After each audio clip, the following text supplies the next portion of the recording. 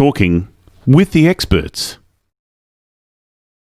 Hello and welcome to Talking with the Experts. My name is Rose Davidson from rosedavidson.com, and Talking with the Experts is all about business by business owners for business owners. And today my guest is Rahul Alim, and Rahul is from Los Angeles in the United States. And his agency has worked with Realtor.com, Geico, Advertise.com, Reach Local, and hundreds of local businesses. He coaches digital agency owners on building six-figure sustainable agencies. His mission is to help entrepreneurs get out of their own way by moving from an unsustainable, do-it-all mentality to building a rockstar team that gives them the ability to create an assembly line in their business to create growth and freedom in their business. So Rahul is the man behind the marketing agency Custom Creatives. Well, welcome, Rahul. And how's it at your side of the world today? You know what? It depends on who you ask, right? So I know that with the wake of what's going on all over the country, all over the world, a lot of stress has been laid out for people. A lot of hope has been lost. But we always look at a glass half full type scenario and teach people like, how can we pivot? How can we take advantage of these times? But for the most part, I don't think the governments have done enough to kind of sustain the businesses, because they just basically said you're shut down and here's a very tiny little stimulus check. Hope it's a good consolation prize, rather than saying, hey, in the wake of being shut down, what if we were to provide you the fishing pole, the fish, the bait to survive in a digital economic environment? So people who own restaurants, who own gyms, who own dental practices, law firms that require face-to-face human interaction could actually digitize their business and thrive. Because for the handful of people who have pivoted, you've seen like restaurants and gyms go on the internet. They've just thrived beyond their wildest dreams, that this has been the biggest blessing for their business. But then while others are struggling behind, and it's not their fault. So that's kind of what our mission and vision is of our company, is to help people kind of get and expand their audience. But yeah, the things are tough out here. I'm in Los Angeles. It's a shutdown moment. Everything just recently shut down a couple of weeks ago again. And there's really no end in sight of when it's going to come back. No, we're the same here. One of our states is actually shut down. One of the capital cities is almost half of it's been shut down because there's a cluster there as well. But you're quite right about governments not helping enough. I mean, I know some people were, first adopters, I guess, to get into the digital market. And, there's fitness coaches and restaurants and, yoga instructors and all that, saw the advantages of going online. But yeah, there are a lot of businesses who either don't have the financial resources to get online or just don't have the know-how. So how can, what can you advise them to do that can help them to grow and meet their targets? Yeah, I mean, like the first thing is just get over the mindset of being shut down is the first goal to get out of your own head. The second goal is to understand how can you still reach that same customer base? Because if you were reliant like a restaurant is in foot traffic and reservations and coming in and drinking and sitting on patios and stuff like that, well, what can you do to have a takeout opportunity? How can you partner with the Uber Eats? How can you find catering opportunities? Because people are still eating. They're still having small gatherings. They're still having like meals. I mean, because I've seen restaurants here that if COVID didn't happen, they probably would be doing under $1 million a year, where it's a successful business. But this restaurant that I frequent often, I was talking to the owner, they've now hit the $3 million run rate in one single year, because they pivoted. They innovated because of force. It was a forced innovation. And guess what? The consumer and the audience, they wanted it. So this was just already sitting in front of them. It just took an unfortunate world pandemic for it to be opened up and brought to their attention. So when things go back, Now they have a massive audience now, the walk-in traffic, the sit-down meals, so people can have human interaction. But now they've expanded this business that people are accustomed to now be using these apps more than ever, like the Uber Eats and the DoorDashes.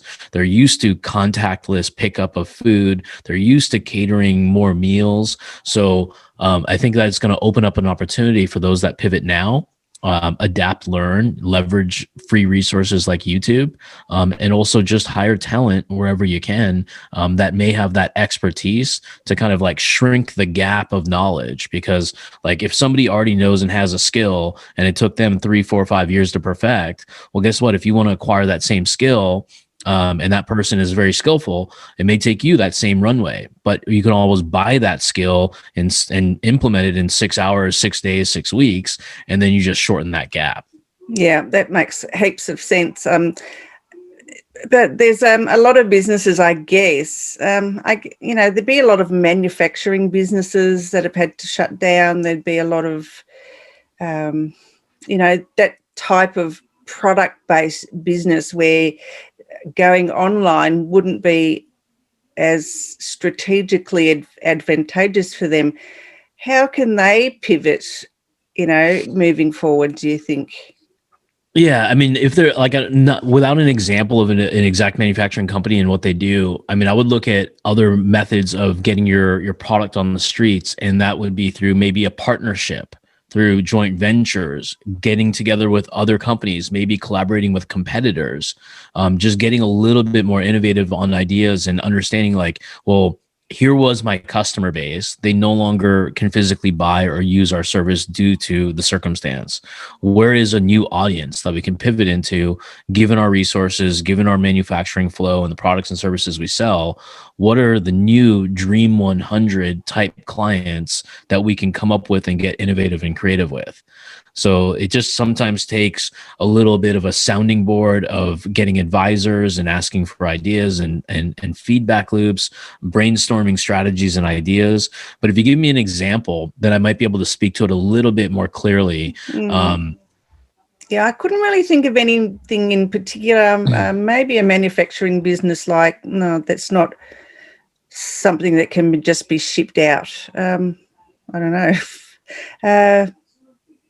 What about?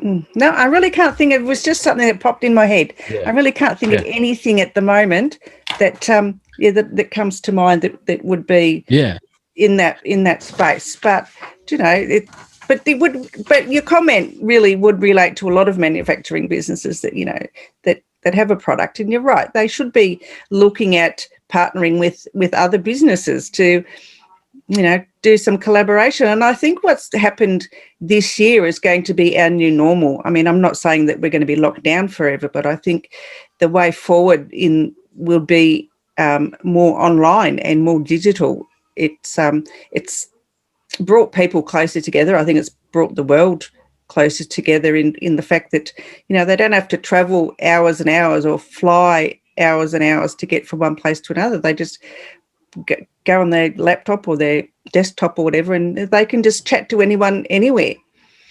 So yeah, it's created a more flat environment of the world. A lot more digital nomads will be out there in the world. The people in the United States may be working in different countries and remotely and traveling.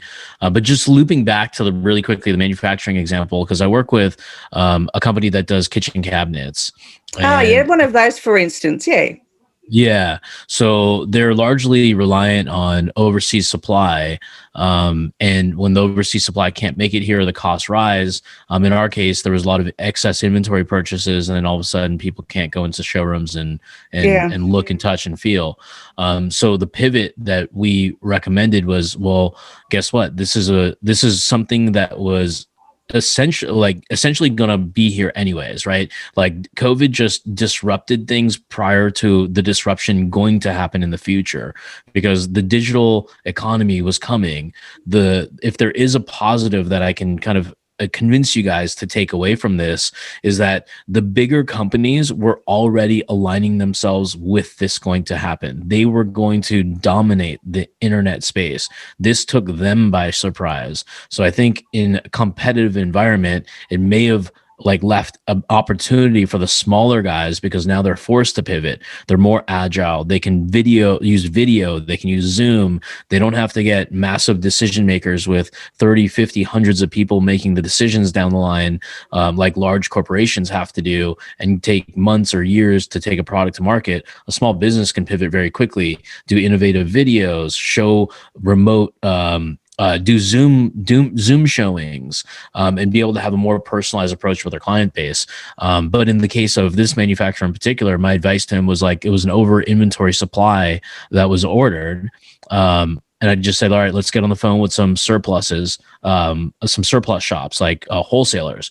Let's just dump inventory. Let's just take a 10% margin on top. Just get our cash flow back. So that's what we went ahead and did. It's saying, hey, let's just fire sale our inventory. Let's live the fight another day versus just have a mountain of debt that you're going to owe interest on. So that was step number one, is get back to even. Step number two is let's now go ahead and commit to digitizing. Let's commit to Facebook Lives. Let's commit to going where all the clients are and giving them what they've always wanted. They want to buy your product or service. They just don't know, like, or trust you yet. They don't know how far the drawer pulls out in a cabinet. They don't know if you slam it, will it stop and slow down before it closes. They don't know what the little handles look like up close. Now you can give them that at the comfort of their own home. So all they have to do is point, click, enter 16 digits of a credit card, and now they can have the product much more effectively and efficiently, and they don't have to jerk you around as much because you're giving them all the content absent of you. You don't have to present it. You don't have to convince it. You don't have to talk about financing. You don't have to talk about negotiating price. It's all at their fingertips. So now they're already warm. They're already trusting you, and they like your product. And if you have a great offer, all the better, because then you're just going to be the chosen one. Yeah, it's a bit like science fiction becoming science fact this year, really, hasn't it? Yeah. Yeah. Okay. So, just getting around mindset and the need to achieve business on financial goals. You know, what would you advise us, a business owner in this climate, how they could go about doing that? Yeah. So, I mean, goals are important because we have to have an endpoint in sight. So goals can be a variety of things. I mean, when it comes to a financial goal, like we typically look at it is like, what's realistic, and then what's a level above realistic that we want to go for. So we have like a little bit of a range of a goal. Here's our minimum goal. Here's our actual, what we would like high five, celebrate, everybody gets a day off type scenario. Then we put a plan into place. Like, what strategy do we need to put so we can hit those goals? Like, what content do we need to create? Like, how many units do we need to sell? How many offers do we need to craft? So we come up with these ideas and we brainstorm them, and it's nothing fancy. It's just like, here's some ideas I've just jotted down on a piece of paper that we're going to probably be executing as quick as tomorrow. So just coming up with our 2020 planning, like our coaching business, where we coach other entrepreneurs how to run and scale a business. Like, we're coming up with a goal of we want to have 1,000 masterclass sold of one of our services and 200 of our core programs. So now we have a revenue goal that backs into. So now we have to get the whole team on board. And if you're the solopreneur, you get your own self on board, and then you come up with a plan. Then how do I hit these goals and achieve them versus make them and fall short? So setting the minimum viable goal is important. So you have your first benchmark, and then you have your push goal, which is a level higher. So if you reach it early, you don't stop early, you continue to press, because the next month might not be as great of a month, or the next month may have a trailing impact, meaning you have to now do fulfillment from the sales of the first month. So depending on the type of business you operate, the goals and the financial aspects may be different. Some people have to do sales month 1, fulfillment month 2, sales month 3. So it's essentially they're making the sales of a run rate to survive for 2 months. So that's from like an agency, like my business is marketing. So that's like an inner look into what we look like from just the coaching aspect. Now, if it came down to like a gym, I would say, well, let's calculate our overhead. Let's calculate our insurance. Let's calculate all our costs. And now we know our break-even point. Once we get to our break even point, then we do the same thing. How many programs do we have? Which programs do we need to get rid of that aren't selling? And then how do we get a stretch program? Meaning, what if we have a $10,000 program where we can offer to be more to somebody and we just have it available because sometimes people may want to buy that. They may want more personalization. And then we just put the numbers down saying, okay, if I want to make 100 grand, I have my $5,000 core product. I have to sell 20 of those. If I have a $10,000 core product and if I sell one of those, then I have to sell less of the $5,000 ones. So we kind of have these numbers. So we have targets and we call those KPIs, which are key performance indicators. And then when it comes to the sales, then we kind of look at, well, how do we track this thing? Like, how many leads are we generating? How many people actually show up to their appointments? And then how many people did we make offers to? And then how many people closed? So we can go into a closing ratio. How many calls do we need to have booked to get a sale? So if we need 10 to 1, we now have that's a 10% closing ratio. But if only 5 are showing up, that's actually a great closing ratio. It's a 20% closing ratio. So now we can say, all right, can we increase it with improving our sales skills? Can we improve that number by creating a better offer that entices our ideal customer to inspire them to take action quicker? Like a can't say no offer. Or can we charge our clients 10% more, 20% more? Can we get referrals? So we think of all these different processes and strategies, and then to reach that numeric goal that we have at the end. Because typically that's the lifeblood of the business is sales, which equals cash flow. And that's why so many people focus on the revenue figure as such a key performance indicator, because that's important, because then you can also start to grow the company so you can help more people, hire more people, train more people, employ more people. But then ultimately, as the business operator, you can ultimately turn it yourself into the business owner. Yeah. Okay. So that making all the sense. How can businesses now, utilize Facebook, Google, whatever to, digitize their business? Easy. Okay. I like that. So that's where the eyeballs are. People are searching Facebook. They're on Facebook interacting. It's a very disruptive platform. So as you're scrolling up, you run into ads. With Facebook ads, you can target people based on interest, location, ages, etc. So there's a lot of targeting capabilities that you can do to hone in on your audience. Now, typically the first thing we like to talk about when we're working with a new client is understanding who's their ideal customer. So we really document who is this person we really want to be our client, not the unicorn where we're like, I wish I had this amazing person. And if I had this amazing person, life's so easy. Just your prototype client that if you can identify that you're working with now, who is that person? Describe that person. Are they easygoing? What do they like? Where do they hang out? What do they look like? Let's get that person to fit a little description. Then we take that information and we now say, okay, what would make this person want to take action? What are the pains that we have? What are the problems that person, that woman, that male, that person has? And then what's that solution, if we provided it, would make them happy? So we just kind of go through pain, solution, pain, solution, pain, solution. And then we come up with our headlines and our copy, which is our advertisement, the advert.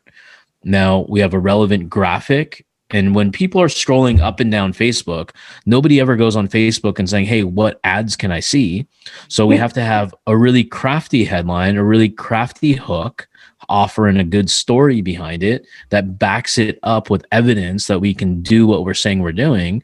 But then we want to have a nice graphic too, because that's what really the color, the person, what's in that graphic stops the scroll. And those are the scroll stoppers. And then it attracts their attention. And if it's a really cool offer or an innovative product and a crafty advertisement, people may engage with it.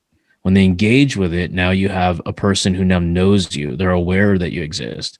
When they click it and don't convert, we can now serve them another ad. So we can follow them around like those big Amazon ads that you see everywhere. You click something and it happens to chase you down so you buy it. Same thing with this. You can now retarget these people with another offer. But now you know that they've seen your ad.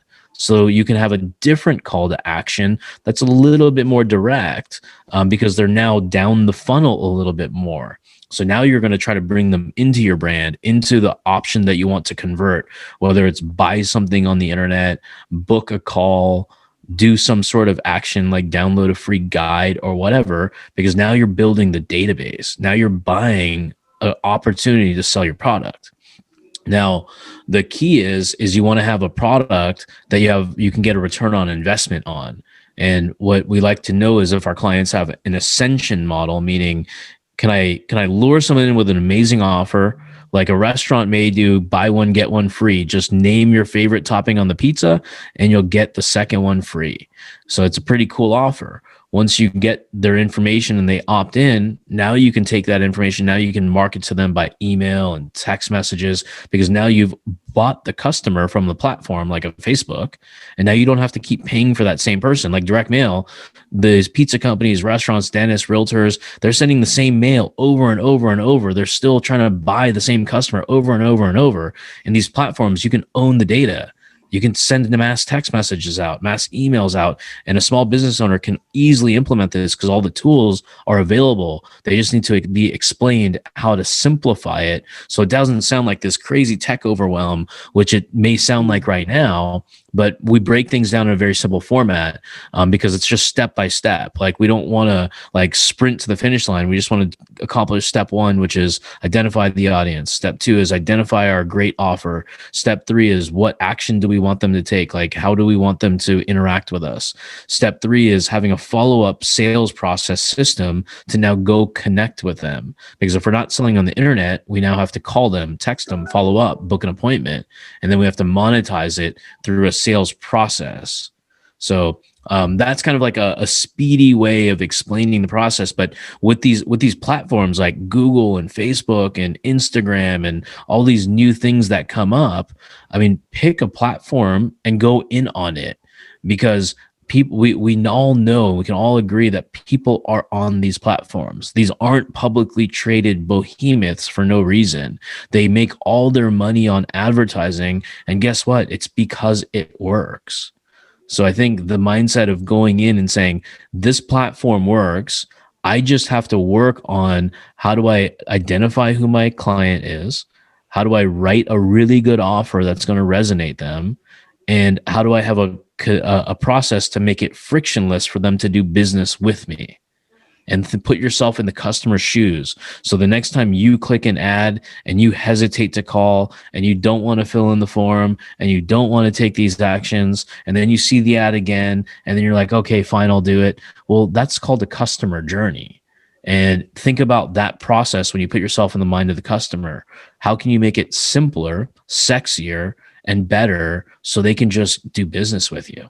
Yeah, my God, I've tried making a Facebook ad, and really it just looks too hard. I mean, I boost my posts, which I know don't gain the traction that they they say that they do. I've wasted a lot of money and got no return on it. But the ad process looks so difficult. Is it as hard as it looks? Well, and like it's a new skill, because like these platforms are so technology driven and they make it seem so easy to be able to leverage. But the fact is, it takes skill. And because it's not just a matter of putting a credit card into Facebook, the strategy, like the platform itself is probably, I would like, absent of the platform, we need the strategy first, because just putting stuff on Facebook is just an easy way to kind of make Mark Zuckerberg and the Google guys all rich, right? And then we keep coming back and keep saying, all right, let me put more money in the machine and get none out. So we need to have that strategy in place first. But yeah, it does take a special talent. It does take some skill, just like any other skill, just like being a good culinary expert and having an amazing chef in food. You can obviously exactly go compare a nice Italian place to top ramen cup of noodles at home. They're both noodles, right? Yeah. So when it comes to marketing, it's the same thing. Like you can always jimmy rig it to get something out there, but if you want to make it work, it takes some art and science, and it takes a lot of psychology to make somebody want to click an advert. But then when you're in the back of these platforms, I mean, if you're new to it, it may look like a little bit of a cockpit. So there's a couple options that people have. Number one, acquire the skill by going out, learning it, and spending the time and effort and energy it takes to make this work so you can do the marketing for your own business and wear multiple hats. Or you go out to somebody that says, hey, you have proven results. If I can hire you and your team is good and you're experts and you have the results and I feel like I'm in a good place with you and have a good relationship, I have a good vibe with you, well, I'm already paying my assistant or my receptionist $3,000-4,000 a month. You're telling me I can pay you $2,000 a month, but you're going to bring people who have been doing this for a decade, and there's 3 or 4 of you that will be working on the account. That's a deal versus me spending 2-3 grand for the next 10 months and getting nothing, and having the front desk person who doesn't even know how to do it because I'm already paying them. So it's kind of just looking at it as a good marketing agency should take the lens of being your stockbroker of attention. They should be taking your money, putting in places where your audience lies, and saying, hey, guess what? We're going to do a review. Well, guess what? We're not like your mutual fund guy that's going to come back to you and saying, hey, guess what? I lost you 3%, but we outperformed the market. A good marketing company will say, hey, your return on investment looks like this. This is how much we spent. This is our management fee. This is your profit at the end of the month. This is what I need. This is what I need. Yeah, so it should be explained properly to people, because I think that there's so much junk, there's so much noise, there's so many bad people out there that are disguised as good people. At the end of the day, the result is what people want. And a good marketing company should set the realistic expectations. They shouldn't tell you what you want to hear. They should tell you what an expert opinion is. Like a doctor will tell you an expert opinion to put your health in good shape. A marketing company would say the same thing for your business. We're going to identify the gaps. We're going to identify the shortcomings. We're going to identify what's missing and where our failure points are, what our apprehension is, and then what we would go forward with. Because all businesses have different walks of life. So I've walked into really successful businesses with a lot of chaos and nothing. They just had an amazing team that just worked so hard. And then I've also walked into other teams that have amazing resources, everything, but they're just failing at sales and marketing. So everybody has advantages and disadvantages. An option in the chaos confusion type advantage where they're successful, that means they have just an amazing sales process, and we can just add fuel on the fire, and we have to develop content and resources. But on the other side, it's like, hey, I'm really creative. I have these amazing resources. I have videos, I have blogs, I have a cool looking website, I have sexy packaging. All this stuff looks so cool. They're just missing the marketing and the marketing and the sales aspect. So those are the bottlenecks that we would help those people fix. So it's different strokes for different folks, and just where they are in their business life cycle, and really truly where they want to be. Because like it does take investment. I mean, you got, like, when people look at real estate, they look at, oh my God, I can buy this $400,000 property or $800,000 property. I'll put 20,000 down, or 20% down, and then in 10 years I'll get a return on investment, or I'll start to break even or get cash flow positive on rent. But in a business, they don't look at it from that lens. It's more like, what's this going to cost me? And that attitude is wrong. That attitude is, hey, well, why did you start the business if you're not willing to invest in it? Because marketing, like, businesses aren't starting a business to say, let me do this for 30 days. Neither should the marketing. The marketing should be like, hey, we need to test for 90 days. We need to see where this is going to go. Can we make profit? Heck yeah. But it's not a short term, like, let me try it. And that's what a lot of business owners, I think, feel, is like they look at growing their business and marketing as an expense. When in reality, it's putting you in touch with your ideal customer, because they're hanging out on Facebook, they're hanging out on Snapchat, Google, Twitter, wherever they are. And they're willing to pull their wallets out faster than ever, I mean, the dang iPhone, the phones carry their credit cards. They don't even have to enter them Yeah, anymore. they do. So it's just so convenient. They can just buy things, not even like just literally with a click of a button because it autofills. So it's just a matter of just adapting and having that presence of mind to understand that you can shift your budget away from what doesn't work, cut other expenses if you're short on cash flow, get a loan, use a credit card instead of using like student debt is a real true debt. There's no return on college investments for many trades these days. It's just like buying like buying a car, bad idea. Buying new technology when your old technology works perfectly fine, bad idea. When you can reallocate some wasted expenses and put it into your marketing to fuel the business, all the better. It just depends on where they are. Like I'm talking more on the smaller business mindset Yeah. and the lens. But when we go into the bigger businesses, then it's just a matter of like they value their time over their money. So they just want to buy solutions. And Yeah. then that just goes a more sophisticated person. And they're more willing to take calculated risks on marketing. And they realize that, hey, let me look at it as a 12-month run rate versus a 90-day or shorter. Yeah. Well, you've been very insightful, Rahul. Thank you so much. You've actually explained the marketing and digital marketing thing in plain speak, so yeah, everyone can understand it. Because yeah, I've had marketers on here before, and they have explained marketing very well. However, you've done it at such a level that even I can understand it. So there you go. I appreciate that.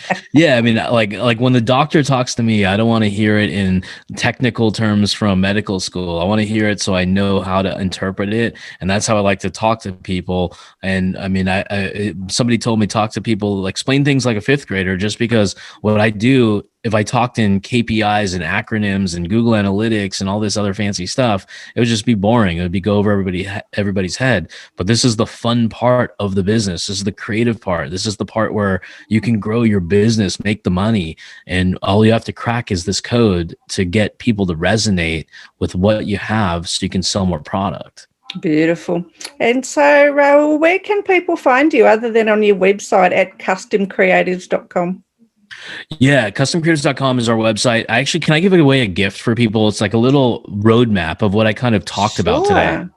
Yeah. So if you guys go to customcreatives.com/win. So the domain's on my hat for those of you guys on video. It's plural, customcreatives.com/win, WIN. And there'll be an option with a big yellow button somewhere. We'll say download the 7-figure funnel map. And this will just kind of guide you through the steps and the stages of a process to run advertisements. There's an option to click into a video so you can watch it as well, where I have a very short explainer video that can enlighten you more. And if you ever need to connect with me, you can connect with me via that same page. The other ways to connect with me is like Facebook or LinkedIn. You can look me up, Rahul Alim, and I'd be happy to connect with anybody who's out there that wants to connect. I see you've got a YouTube channel as well. Yeah, I've got a YouTube channel. We're just starting to grow it. Unfortunately, we had a YouTube channel that is no longer existing, that we had a lot of thousands of videos we lost and a long story behind it, but we had to restart it, and we're just starting to find our old videos and back things up. And we'll be doing our YouTube big push in 2021 to build our subscriber base and advertisements there too. So what are the videos about? Oh, various topics like our client results, case studies, our walkthrough and training videos, some funny advertisements we've made. So we just put anything that we feel that would add value on there. We don't really promote it too much just yet on YouTube. We're pretty heavy on like Google rankings and also on our Facebook advertising campaigns. But YouTube is going to be a bread and butter channel for everybody who capitalizes off YouTube, just because the attention of media is awesome there. It's cheap there, or cheaper than television and cheaper than Facebook. People are searching YouTube, so the intent is awesome there too. And it's a great way to kind of get in front of a huge, amazing audience. So that's one of our big pushes is video, because people love watching video. Yeah, well, video is the way forward, really, isn't it? It's from this year onwards, I think video is going to be the big player in the marketplace. Yeah. Yep, I mean, video. It's a hindsight 2020 type thing. It's never too late to do video, but the best video is your next video. So That's for those of you, Yep, absolutely. Right, Rahul, thank you so much. And thank you so much for your offer.